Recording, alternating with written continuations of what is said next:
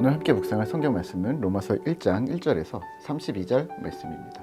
로마서 1장 1절에서 32절 말씀입니다. 오늘은 16절 17절 말씀을 읽겠습니다. 내가 복음을 부끄러워하지 아니하노니 이 복음은 모든 믿는 자에게 구원을 주시는 하나님의 능력이 됨이라. 먼저는 유대인에게요 그리고 헬라인에게로다.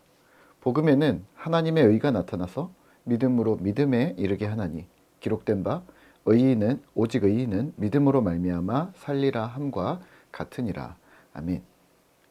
오늘 함께 생각할 주제는 복음, 제대로 된 이해입니다. 오늘부터 6월 한 달간 열심히 묵상하게 될 본문인 로마서는 사실 성경 복음의 진수, 또 바울 복음의 정수인 아주 핵심적인 성경임을 기억하시면서 아주 기쁘고 가슴 벅찬 묵상의 시간이 되시기를 기도하겠습니다. 오늘은 로마서 1장 전체를 살펴볼 텐데요. 우선 로마서는 로마의 교회들에게 쓰여진 편지라는 것을 기억하시고요. 로마 교회는 특이하게 바울이 세운 교회는 아니었다는 것, 그리고 로마 교회의 상황을 설명하기보다는 객관적인 복음의 논지들을 설명하는 형식으로 되어져 있어서 고린도서나 에베소서, 빌립보서와 같은 거기에 언급되는 각자 지역교회들이 경험했던 어려움에 대한 정보가 로마서에서는 상대적으로 언급되지 않고 있습니다. 그래서 로마서는 왠지 더 공식적인 바울의 사상을 담아낸 것처럼 보입니다. 하지만 로마서 말미에 등장하는 문구들을 통해 바울이 스페인 선교를 가려고 했다는 것, 또 그 교두보로 로마 교회를 선교 기지 삼으려고 했다는 것, 그리고 또 로마 교회 안에도 여느 교회들처럼 유대 그리스도인들과 이방 그리스도인들 간의 갈등이 있었다는 점, 또 로마 교회는 열정적인 일꾼들이 많았다는 것을 염두에 두시고 읽으시면 좋을 듯 합니다. 오늘 본문 로마서 1장 16절 17절인데요. 로마서의 핵심 구절이라고 할 수 있습니다. 16절입니다. 내가 복음을 부끄러워하지 아니하노니 이 복음은 모든 믿는 자에게 구원을 주시는 하나님의 능력이 됨이라. 먼저는 유대인에게요 그리고 헬라인에게로다. 아멘. 바울에게 복음은 예수였습니다. 그리고 이 예수를 전하는 사역을 위해 평생을 바쳤습니다. 바울은 자신의 사도 직무에 대해 사명 선언과 같은 말을 하는데요. 나는 복음을 부끄러워하지 않는다. 왜냐하면 이 복음은 하나님의 능력이기 때문이다 라고 합니다. 사실 이 문구는 우리가 전도를 하는데 두려움이 앞서는 저 같은 사람들에게 용기를 주는 말씀으로 많이 활용해 왔습니다. 그런데 오늘 바울은 뜬금없이 복음을 부끄러워하지 않는다고 선언하면서 로마서를 시작하고 있습니다. 15절까지 안부 및 인사였다는 사실을 감안하면 지금 16절부터가 로마서의 본론으로 시작하는데요. 시작부터 다짜고짜 나는 복음이 부끄럽지 않다고 합니다. 자, 그러면 우선 바울이 복음을 부끄러워할 상황이었는가를 먼저 살펴야 하는데요. 진짜 복음이 부끄러워서 우리가 전도 때 활용하는 것처럼 우리처럼 선포하고 지금 시작하는 걸까요? 사실 이 당시 예수의 소식은 대단한 사실도 엄청난 감동의 스토리나 기대가 되는 이야기가 아니었습니다.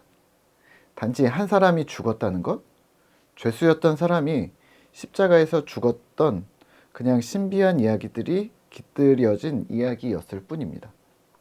아리스토텔레스가 BC 4세기 사람이라는 것을 기억하시면 아카데미, 의술, 헬라 철학, 전쟁 이러한 것들이 활발했던 시기에 예수님의 활동 무대와 사도들이 활동했던 AD 1세기는 엄청난 사상적 쾌거를 이루고 있었던 당시입니다. 여기서 예수 복음은 관심과 집중의 대상이 아닌 비주류였을 겁니다.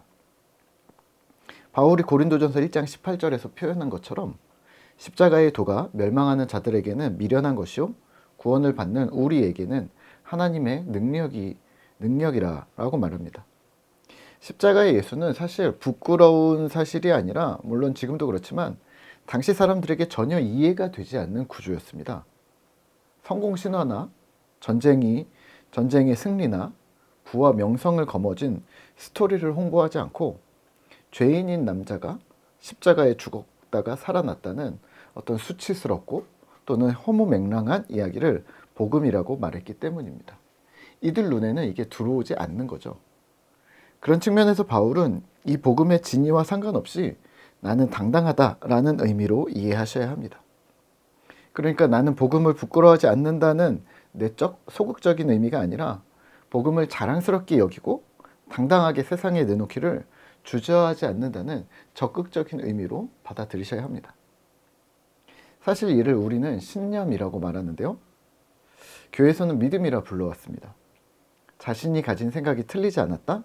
나는 옳다라는 뚜렷한 주관입니다. 예를 들면 나는 수영을 해 라고 얘기할 때 누군가 수영이 무슨 운동이야? 등산을 하던가 자전거를 타야지 라고 힐난하는 사람이 있다면 그래도 나는 수영이 좋아 라고 말하는 거, 이게 주관이고 신념인데요. 이게 운동이나 음식 취향이나 또 자녀 교육, 정치적 신념, 인생관, 또 신앙관 등에서도 신념이 드러나는 거죠. 여기에 어떤 신념을 가졌기 때문에 부끄러워한다거나 위축될 필요가 없다는 것이죠. 이러한 신념은 언제든 바뀔 수 있고 다른 것으로 바뀌어도 전혀 이상해 보이지 않을 것이기 때문입니다. 이런 신념 체계에 대해 바울은 나는 십자가 복음, 예수 그리스도에 대한 신념을 피력하고 있는 겁니다. 그리고 이에 대한 타당성을 외치는데요. 17절입니다. 복음에는 하나님의 의가 나타나서 믿음으로 믿음에 이르게 하나니 기록된 바 오직 의인은 믿음으로 말미암아 살리라 함과 같으니라. 아멘. 그 신념의 근거를 댑니다. 예수 십자가 복음에 하나님의 정의, 용서와 사랑이 드러났는데 이를 통해 믿음을 가지고 이를 따르는 자들에게 용서가 베풀어진다는 말입니다. 그러니까 요약하면 복음은 죄인인 우리를 살린다, 이런 말입니다. 오늘 말씀을 기억하며 우리는 무엇을 기억해야 할까요? 복음에 대한 제대로 된 이해입니다. 그냥 단순히 예수라는 단어를 외우는 것, 혹은 교회라는 단어를 전달하는 것, 정확히 이해하지 못한다면, 온전한 이해가 바탕이 되지 않는다면 우리의 신념은 흔들릴 것입니다. 이 길이 맞는가 흔들릴 때도 있겠죠.